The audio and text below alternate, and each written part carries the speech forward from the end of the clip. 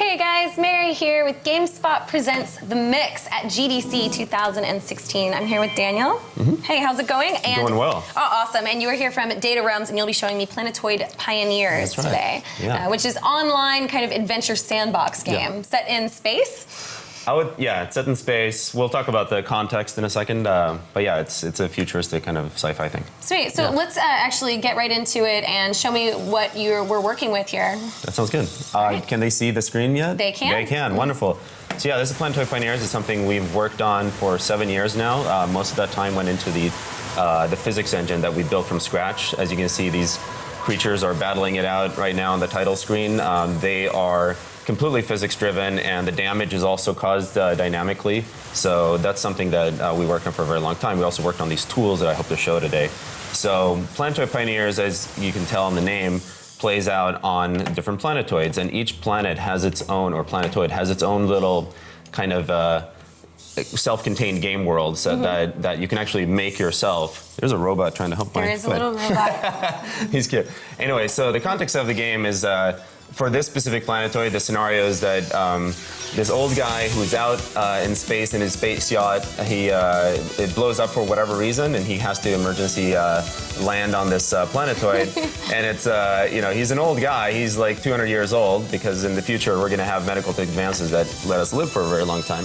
And we get bored of Earth, and we have the technology to empower us to go out into space and actually explore the stuff in the solar system so far, the kind of asteroid belts and so on. So this guy just crash landed on this planetoid. It's actually a large rock. It's that's amazing. 2.5 kilometers in circumference. Right. And there's a surface, but there's also these cave complexes that you're exploring. So it's kind of like the Zelda overworld is the surface, and then you go into these cave complexes that you have to progressively get to the harder and harder ones. So we have all the wreckage here from my thing that blew up, as I landed, and I can absorb the resources from that. And as you see, our physics engine is showing off here that we can dynamically destroy and absorb the metals, carbon, water, and silicon resources out of this wreckage. And with those, I can then build whatever I want that I have let's see if I can get that going. Yeah, so we have all the different blueprints here. So whatever you have a blueprint for, and you have the resources for, you can actually build. So if Where do you get the blueprints? So you get them by finding vehicles or whatever you come across. As soon as you start absorbing something, you get the blueprint for it as well. So when you find, now I just cheated and I got all the blueprints, but I just built a vehicle here, and I can go into it and drive it around. This is literally the crappiest vehicle there is. It'll break very quickly, and I'll flip over. Yeah, so I can just jump out. Okay, it's a piece of junk, right? So I just recycle it. And I get the resources back out of it, and I can build something else. So one of the big gameplay mechanics here is that the challenge is not only finding the resources, but it's actually moving them around the planetoid. So I'm going to cheat again and get all the resources I can, so you can build this little golem, which actually is this little helper robot. Little guy, yeah, little eyeball. Right. So he's actually 1 ton of metal. So if I ever need 1 ton of metal, he will follow me around. And this is a way for me to actually move resources around. I could use, vehicles to move them around. Uh-oh, I'm on fire, and it crashed. That's good. Yeah, we're gonna restart. These things will absolutely happen from time to time. Where's the build? There is a Planetoid build right there. I will run that again. Now, this is still early in development. Yes. What frame are you in? Yeah, so we're gonna be releasing on early access on Steam next month. So April 15th actually. Sorry, and.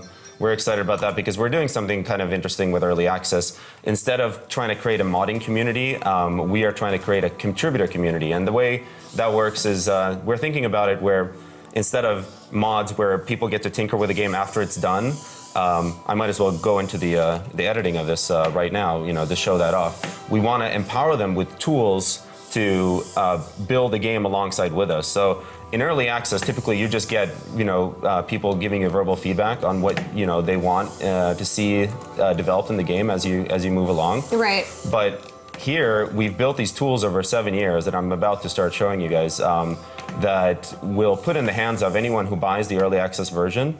And we would love for the best of that content that hopefully people will use and make with those tools to be put into the official game, so people can get credit in the game, and they can also sell their items on the workshop, on Steam Workshop. Okay. So there's very powerful tools that I'm going to start messing with right now just to show you guys. So I'm kind of stuck in this pit here, and I realized as a game designer, this is not the best kind of design for this level. So I'm just going to go in and start editing right away. I can just move this corner up. Oops, sorry, I'm missing. This mouse is.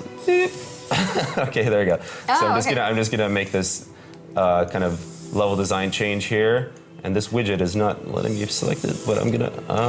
That's funky. Here we go.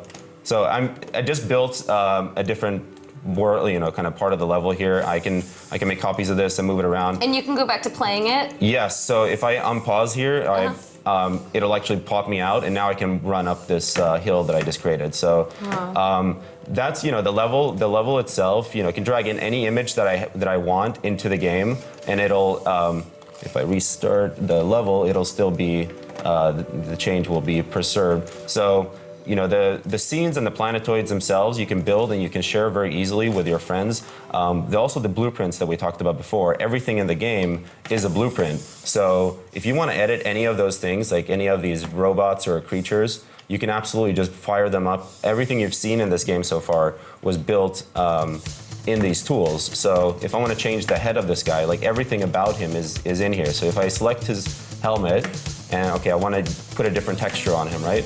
I can go with this internal, like texture editor, I can go in and look at all this stuff. And nothing is watered down. This is not like something that is like a big planet or something. I can get Arnold in here if I want to, like now Arnie's great, in here. Yeah.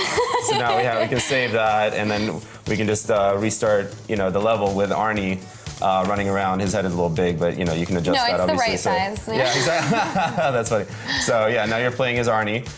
The really interesting part, and if I can I do not full screen, and would that screw up the stream, you think? It will look funky, you think? Not full screen for everybody else. Oh, that's fine. We'll just do this. I can also drag in pictures off of Slack or off of the internet to actually get stuff into the game. I don't know if this is going to work in the stream. Is that what they're seeing? Yep, that's what they're seeing. Well, that's good. So we're golden then.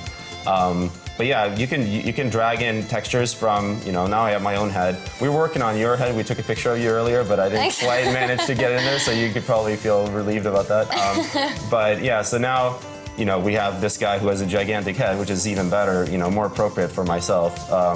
But yeah, it's you could put this in the world itself as well? Yeah, exactly. So this picture that I just dragged in off of Slack, which is just a browser, I can save, this guy, and now, this if I reset and unpause, wow.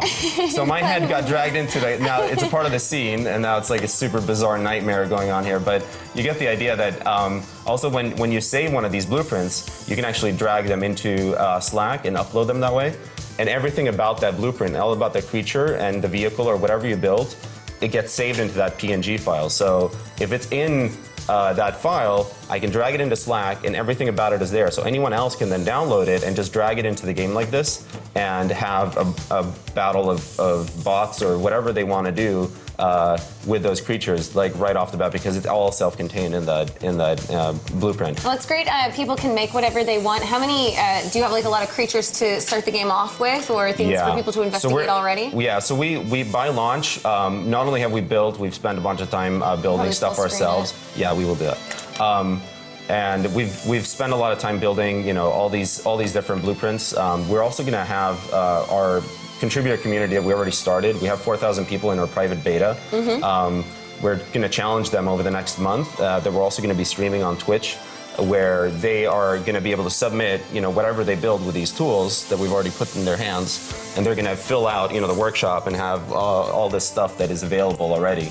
So yeah, it's going to be a good amount of content from the beginning, but we really want to have the early access period be a period where people are contributing and adding to the game, and we'll be curating, kind of making a cohesive experience out of that. Sweet. So, well, thanks, Daniel, for showing me. That was Planetoid Pioneers, which is going to be Windows, Mac, and Linux. Yes, that's right. Pretty soon on early access. That's right. Thank you so much, Mary. Thank you very much. Okay.